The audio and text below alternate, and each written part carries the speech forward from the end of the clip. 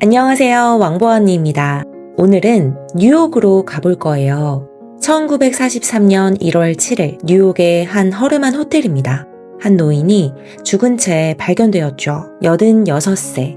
방에는 빚쟁이들의 도축장이 수북했고 냉장고엔 아무것도 없었어요. 이 노인은 평생 2,000달러짜리 호텔방에서 살다가 말년엔 하루 10달러짜리 방으로 쫓겨났습니다. 외롭게, 가난하게, 잊혀진 채. 그런데 이 노인의 장례식 날 이상한 일이 벌어졌어요. FBI가 출동했습니다. 호텔방을 봉쇄하고 모든 물건을 압수했죠. 특히 노트와 설계도를 싹 다 가져갔어요. 왜요? 이 노인이 죽기 전 마지막으로 남긴 발명품이 너무 위험했거든요. 죽음의 광선이라고 불린 200마일 밖의 비행기를 단번에 떨어뜨릴 수 있는 무기. 이 노인의 이름은 니콜라 테슬라입니다.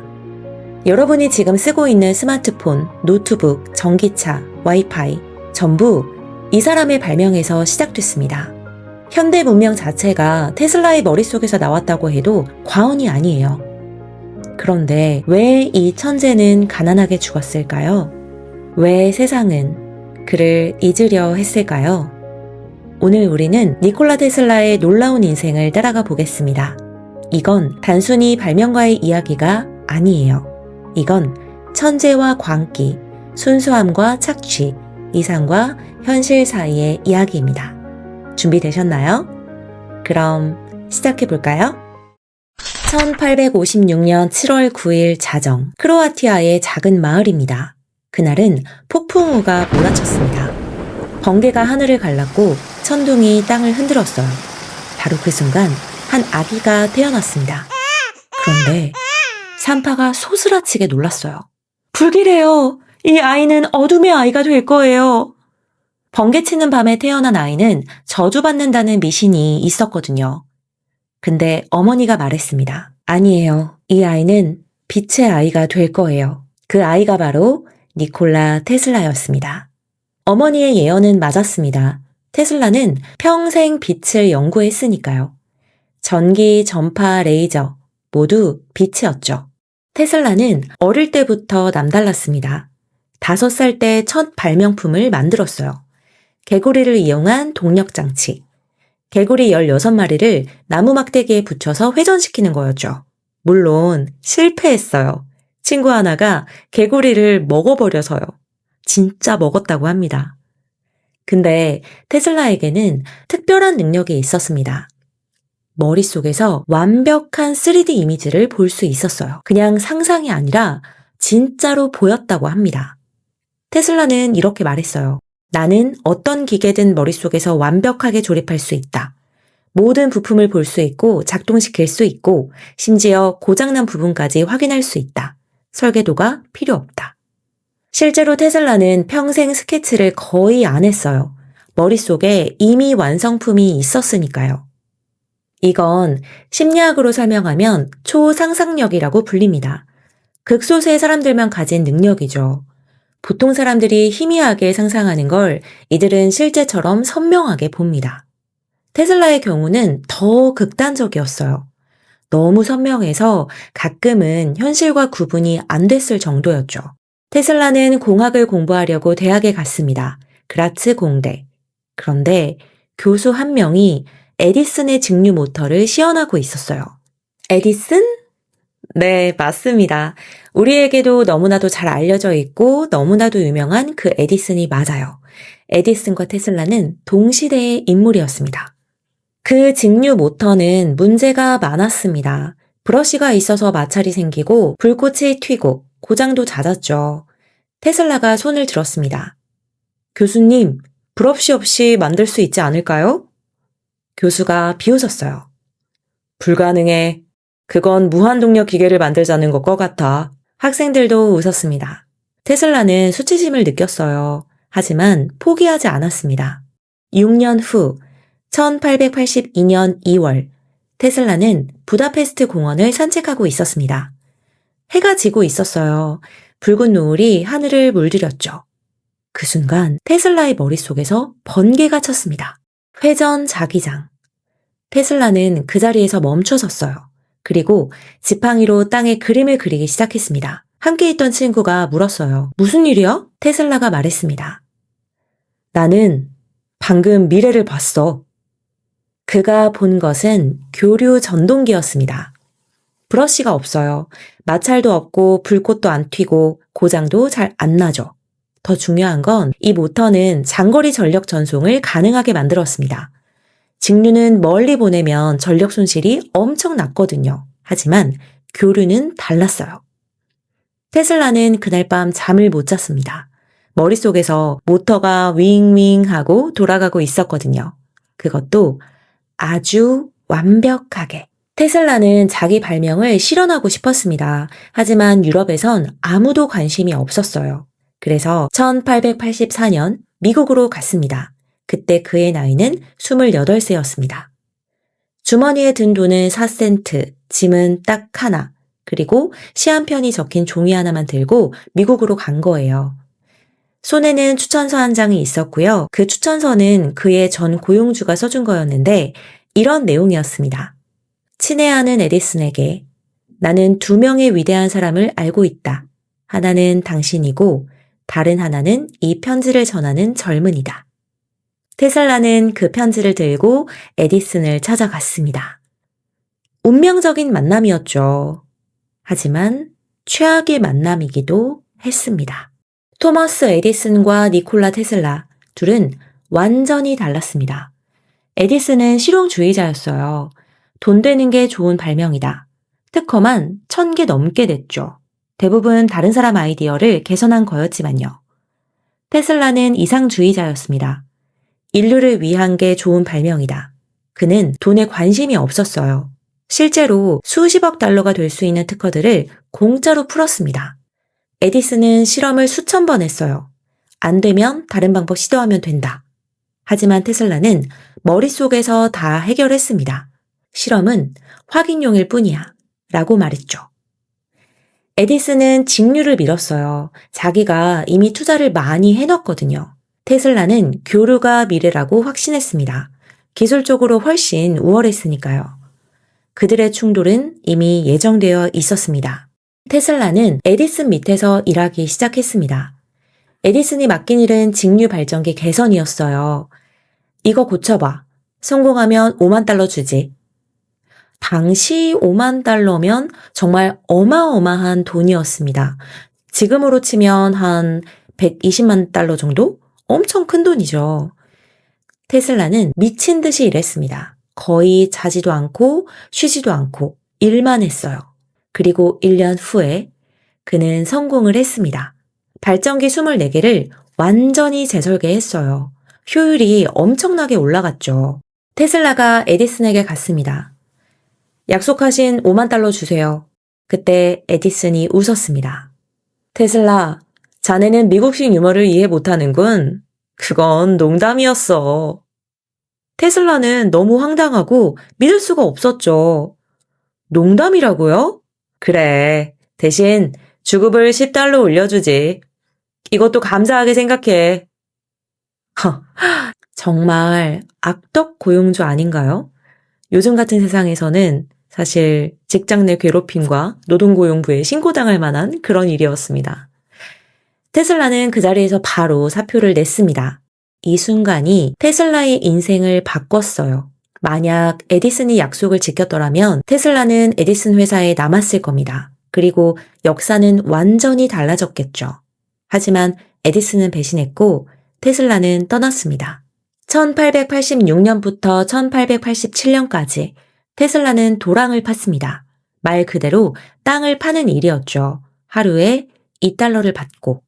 세계 최고의 천재가 삽질을 하고 있었어요. 동료 인부가 물었습니다. 형, 공부 많이 했다며 왜 이런 일해? 테슬라는 대답하지 않았어요. 수치스러웠으니까요. 밤에는 쥐가 우글거리는 허름한 방에서 잤습니다. 배고팠고 외로웠고 절망적이었어요. 테슬라는 나중에 이 순간을 이렇게 회상했습니다. 내 인생에서 가장 고통스러운 시기였다. 내 재능이 완전히 낭비되고 있다는 걸 알았다. 하지만 아무도 내 말을 들어주지 않았다. 여기서 우리는 중요하면서도 뼈아픈 교훈을 봅니다. 천재도 기회가 없으면 아무것도 아니에요. 재능만으로는 부족하죠. 그 재능을 알아봐 줄 사람, 지원해 줄 사람, 그리고 믿어줄 사람이 필요합니다. 드디어 테슬라에게 그런 사람이 나타났습니다. 1888년 조지 웨스팅하우스가 테슬라를 찾아왔습니다. 웨스팅하우스는 사업가였어요. 똑똑하고 비전이 있고 무엇보다 테슬라의 교류 시스템 가치를 알아봤죠. 당신의 교류 특허를 사고 싶소. 얼마면 되겠소? 테슬라는 생각했습니다. 그리고 말했어요. 현금 6만 달러, 그리고 특허 사용료로 마력당 2.5달러. 웨스팅하우스는 흔쾌히 동의했습니다. 이 계약대로라면 테슬라는 억만장자가 될 운명이었어요. 특허 사용료만 해도 연간 수백만 달러가 들어올 판이었죠. 드디어 테슬라의 시대가 온 것 같았습니다. 하지만 에디슨이 가만히 있지 않았어요. 에디슨은 테슬라의 교류를 막아야 했습니다. 자기의 직류 사업이 망하니까요. 그래서 에디슨이 어떻게 했을까요? 정말 나쁜 사람이었어요, 에디슨이. 뭘 했냐면요. 공포 마케팅을 시작했습니다. 교류는 위험합니다. 사람을 죽입니다. 에디슨은 공개 시연을 했어요. 개와 고양이를 교류 전기로 감전사시켰습니다. 심지어 코끼리까지 죽였어요. 토피라는 이름의 코끼리를 교류로 감전사시키는 장면을 영화로 찍어서 배포했죠. 더 나아가 에디슨은 전기의자를 개발했습니다. 당연히 교류를 사용했어요. 교류는 사람 죽이는 데 쓰는 전기라는 이미지를 심으려고요. 테슬라는 반박했습니다. 1893년 시카고 만국 박람회, 테슬라가 무대에 올랐어요. 그는 자기 몸에 100만 볼트 교류 전기를 흘렸습니다. 관중들이 비명을 질렀어요. 죽는 줄 알았으니까요. 하지만 테슬라는 멀쩡했습니다. 오히려 손가락 끝에서 빛이 났어요. 마치 마법사 같았죠. 테슬라가 말했습니다. 교류가 위험한 게 아닙니다. 제대로 쓰면 안전합니다. 관중들은 환호했습니다. 박람회장 전체를 테슬라의 교류 시스템으로 밝혔어요. 20만 개의 전구가 일제히 켜졌을 때 사람들은 입을 다물지 못했습니다. 이게 미래였으니까요. 에디슨과 테슬라의 결정적 승부는 나이아가라 폭포 발전소 프로젝트였습니다. 직류 대 교류. 나이아가라 폭포의 엄청난 물 에너지를 전기로 바꿔서 뉴욕까지 보낸다는 계획이었어요. 거리가 무려 400km입니다. 직류로는 불가능했습니다. 거리가 너무 멀었거든요. 교류만이 답이었습니다. 1895년 나이아가라 발전소가 가동됩니다. 이때 테슬라의 교류 시스템이 사용되었습니다. 성공이었죠. 뉴욕 전체가 나이아가라의 전기로 밝아진 거예요. 테슬라가 이겼습니다. 에디슨은 패배를 인정할 수밖에 없었어요. 그리고 지금 전 세계가 쓰는 전기는 전부 테슬라의 교류입니다. 에디슨의 직류는 역사 속으로 사라졌죠. 테슬라는 드디어 세상의 인정을 받았습니다. 부와 명예가 쏟아질 것 같았어요. 그런데 이상한 일이 벌어졌습니다. 1890년대 후반 웨스팅하우스가 위기에 빠졌습니다. 은행들이 압박했어요. 테슬라한테 주는 특허료가 너무 많아. 이러다간 파산해. 실제로 그러긴 했어요. 테슬라에게 주는 돈이 연간 수백만 달러였거든요. 웨스팅하우스가 테슬라를 찾아왔습니다. 미안하오. 특허 계약을 다시 협상해야겠소. 아니면 회사가 망하오. 테슬라는 생각했습니다. 그는 웨스팅하우스를 좋아했어요. 에디슨과 달리 웨스팅하우스는 자기를 믿어줬고 지원해줬고 존중해줬으니까요. 테슬라는 계약서를 찢었습니다. 가지세요. 저는 돈 때문에 발명하는 게 아닙니다. 웨스팅하우스는 믿을 수 없다는 표정이었어요. 자네, 방금 수천만 달러를 포기한 거야. 테슬라는 웃었습니다. 돈보다 중요한 게 있습니다. 제 발명이 세상에 쓰이는 것. 전 그걸로 충분합니다. 이 순간 테슬라는 역사상 가장 어리석은 결정을 내렸습니다. 아니 어쩌면 가장 고귀한 결정이었을지도 몰라요. 그는 억만장자가 될 기회를 버렸습니다. 자발적으로. 여기서 우리는 테슬라의 본질을 볼 수 있습니다. 그는 돈에 관심이 없었어요. 진짜로요. 현대 심리학은 이런 사람을 내재적 동기 우월형이라고 부릅니다. 외부 보상, 즉 돈이나 명예보다 내적인 만족, 창조나 기여하는 것에 더 큰 가치를 두는 사람들이죠. 문제는 자본주의 세계에서 이런 사람은 착취당하기 쉽다는 겁니다. 테슬라는 다음 프로젝트로 넘어갔습니다. 바로 무선 송전이었죠. 전선 없이 전기를 보내는 기술이었어요. 상상해보세요. 전깃줄 없이 모든 가전제품이 작동한다면 너무 편할 것 같지 않나요? 사실 요즘도 전선으로 쓰는 것보다 블루투스 기계들이 더 인기가 많은 이유가 선이 없어서잖아요. 이걸 100년도 훨씬 전에 테슬라는 이미 상상을 한 거예요. 테슬라는 이게 가능하다고 확신했습니다. 1901년 테슬라는 투자자 JP 모건에게서 15만 달러를 받았어요. 그리고 롱 아일랜드에 거대한 타워를 짓기 시작합니다. 워든 클리프 타워. 높이 57m에 꼭대기에는 거대한 구리돔이 있는 건물이었죠. 테슬라의 계획은 이랬습니다. 이 타워로 전 세계에 무선으로 전기를 보낸다. 공짜로. 네, 공짜로요. 모건이 물었습니다. 공짜? 그럼 어떻게 돈을 버는 거지? 테슬라는 이해하지 못했어요. 돈이요? 전기는 인류 모두의 것이어야 합니다. 모건의 얼굴이 굳었습니다. 공짜로 전기를 준다고? 그럼 내가 투자한 전력회사는 어떻게 되는 거야? 내가 왜 돈 안 되는 사업에 투자를 해? 그 순간 투자가 중단되었죠. 워든 클리프 타워는 완성되지 못했습니다. 테슬라는 이해할 수 없었어요. 인류에게 이로운 일인데 왜 막는 거죠? 그는 몰랐습니다. 자본주의 세계에서 공짜는 금기어라는 걸. 사실 전기를 공짜로 나눠주면 전력회사들이 망하고 엄청난 기득권이 무너지는 거예요. 그래서 사실은 현실적으로 불가능한 일이기는 하죠. 테슬라의 순수함은 오히려 독이 되었습니다. 1900년대 초반부터 테슬라는 조금 이상해지기 시작했습니다. 강박증이 심해졌어요. 모든 것을 3으로 나눴습니다. 호텔 방번호도 3의 배수여야 했고, 식사도 3번 씹어야 했고, 접시도 3번 닦아야 했어요. 그리고 진주만 보면 공황 발작을 일으켰습니다. 여성이 진주 목걸이를 하고 있으면 테슬라는 도망쳤어요. 그리고 비둘기에 집착했습니다. 비둘기요. 매일 공원에 가서 비둘기에게 먹이를 줬어요. 그리고 비둘기를 호텔방으로 데려와서 키우기도 했죠. 특히 한 마리의 하얀 비둘기를 사랑했습니다. 테슬라는 나중에 이렇게 말했어요. 나는 그 비둘기를 사랑했다. 남자가 여자를 사랑하듯이 그 비둘기도 나를 사랑했다. 조금 이상하긴 하죠. 사람들은 테슬라를 미쳤다고 수군거렸습니다.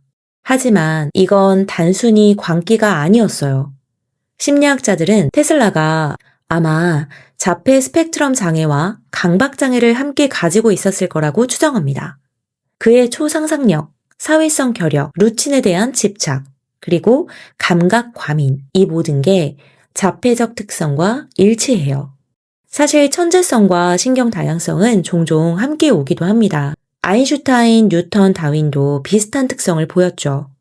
테슬라는 다르게 생각했기 때문에 천재였어요. 하지만 남들과 다르기 때문에 세상과 어울리지 못했습니다. 1915년 노벨상 소식이 들렸습니다. 테슬라와 에디슨이 공동 수상한다. 근데 시상식 날 둘 다 나타나지 않았어요. 왜냐고요? 테슬라는 에디슨과 상을 같이 받느니 차라리 안 받겠다고 거부했습니다. 에디슨도 마찬가지였고요. 결국 그해 노벨상은 다른 사람에게 갔습니다. 테슬라는 그 후에 평생 노벨상을 받지 못했어요. 1920년대 테슬라는 점점 잊혀져 갔습니다. 젊은 과학자들은 새로운 영웅을 찾았어요. 아인슈타인, 퀴리 부인, 플레밍 등등. 이제 테슬라는 과거의 사람이 되어갔습니다. 돈도 떨어졌어요. 발명은 계속했지만 투자자는 없었죠. 호텔방을 옮겨야 했습니다. 고급 호텔에서 중급으로, 중급에서 저급으로. 빚이 쌓였고 독촉장이 날아왔고 때로는 쫓겨나기도 했습니다. 세상을 밝힌 남자가 오히려 어둠 속으로 사라지고 있었어요. 1930년대, 80대가 된 테슬라입니다. 하지만 그는 여전히 발명하고 있었어요. 돈도 없고 명예도 없고 지원도 없었지만요. 마지막 프로젝트는 죽음의 광선이었어요. 입자, 빔, 무기. 200마일 밖의 비행기를 단번에 격추시킬 수 있는 무기였죠. 테슬라는 이걸 평화의 무기라고 불렀습니다. 모든 나라가 이 무기를 가지면 아무도 전쟁을 못한다. 공격하면 즉시 보복당하니까. 상호 확증 파괴. 그게 평화다. 핵무기 이론의 초기 버전이었어요. 수십 년 앞선. 테슬라는 이 무기를 각국 정부에 팔려고 했습니다. 미국, 영국, 소련, 유고슬라비아. 아무도 사지 않았어요. 미친 노인의 헛소리라고 생각했죠. 하지만 FBI는 달랐습니다. 그들은 테슬라를 감시하기 시작했어요. 혹시 적국에 무기 정보를 넘기는 건 아닐까?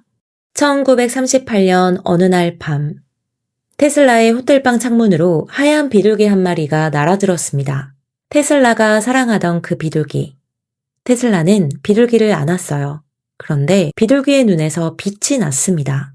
테슬라는 나중에 이렇게 말했어요. 정말로 빛이 났다. 강렬한 빛이. 내가 평생 만든 어떤 조명보다 밝은 빛이었다. 그리고 비둘기가 죽었습니다.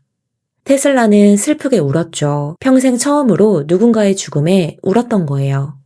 그 비둘기가 죽었을 때 내 인생의 목적도 끝났다는 걸 알았다.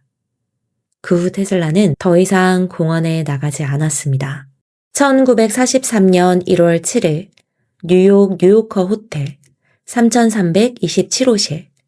테슬라는 침대에 누워 있었습니다. 86세의 나이로 혼자 가난하게. 아침에 방 청소를 하러 온 직원이 발견했어요. 테슬라는 이미 사망해 있었습니다. 사인은 심장마비. 장례식에는 2,000명이 왔습니다. 생각보다 많았어요. 그 중에는 노벨상 수상자들, 과학자들, 엔지니어들이 있었습니다. 그들은 알고 있었어요.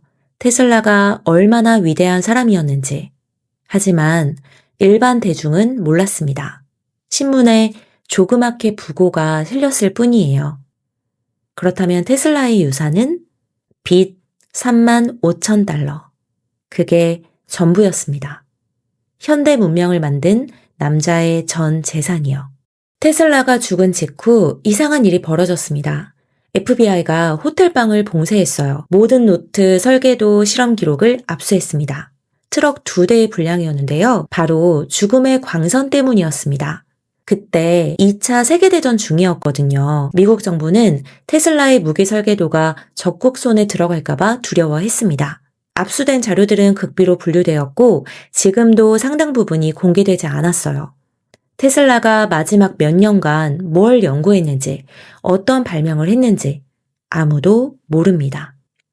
1960년대부터 이상한 일이 일어나기 시작했습니다. 사람들이 테슬라를 재발견하기 시작한 거예요. 과학자들이 테슬라의 논문을 다시 읽었습니다. 그리고 매우 놀랐어요. 이 사람은 50년이나 앞서 있었어. 자, 그럼 테슬라가 1900년대 초반에 어떤 걸 예측했었는지 지금부터 한번 볼까요? 첫 번째, 스마트폰. 1926년 인터뷰에 무선기기로 전 세계 사람들과 소통하고 음악을 듣고 사진을 보게 될 것이라고 했습니다. 두 번째, 드론. 무선 조종 보트를 발명합니다. 1898년에. 레이더, 전파 반사 이론, 엑스레이, 렌트겐보다 먼저 발견했지만 발표하지 않았죠. 다섯 번째, 레이저. 여섯 번째, 로봇. 일곱 번째, 무선 인터넷. 진짜 엄청난 것 같아요. 스마트폰도 놀라운데 로봇과 무선 인터넷까지 그 당시에 상상하고 그게 실제로 실현 가능할 거라고 생각했다는 것 자체가 천재인 것 같아요. 아니면 뭔가 진짜 미래에서 온 사람일까요? 아무튼 그가 예언하고 예견했던 건 전부 맞았습니다. 1975년 전기공학회는 자개장의 단위를 테슬라로 명명했습니다. 그리고 2003년 한 자동차 회사가 테슬라의 이름을 땄습니다. 테슬라 모터스.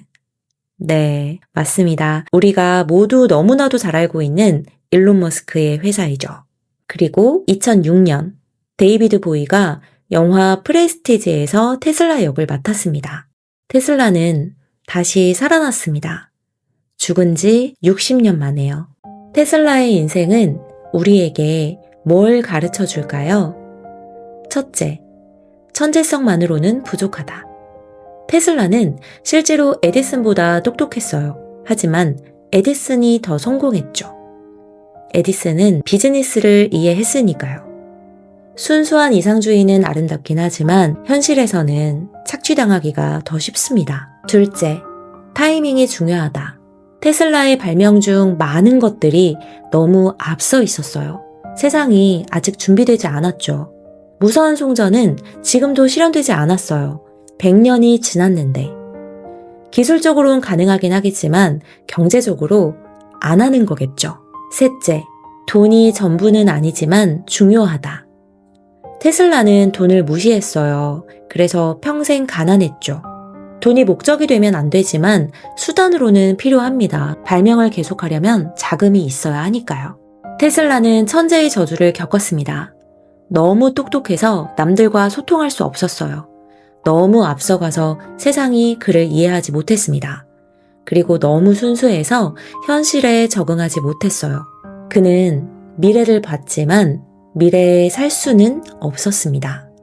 현대심리학은 이런 현상을 비동시성 발달이라고 부릅니다.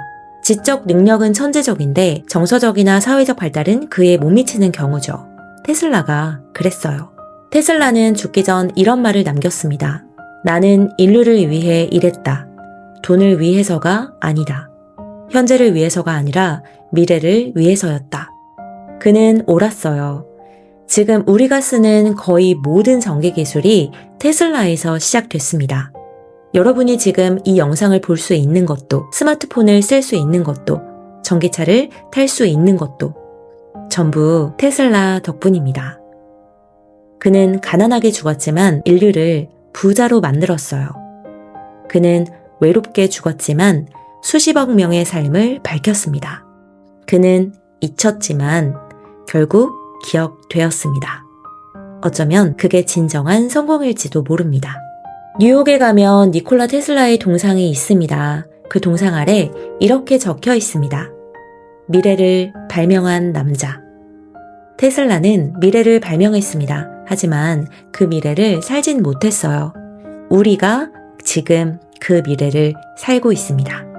여러분이 오늘 밤 전등을 켤 때, 스마트폰을 충전할 때 잠깐이라도 테슬라를 생각해 주세요. 그가 만든 세상에서 우리가 살고 있다는 것을요. 그것이 그가 원했던 전부였을지도 모릅니다. 오늘 영상도 재밌게 보셨나요? 재밌게 보셨다면 좋아요와 구독도 부탁드리고요. 다음에 또 더 재밌고 흥미진진한 이야기로 찾아오겠습니다. 감사합니다. 안녕.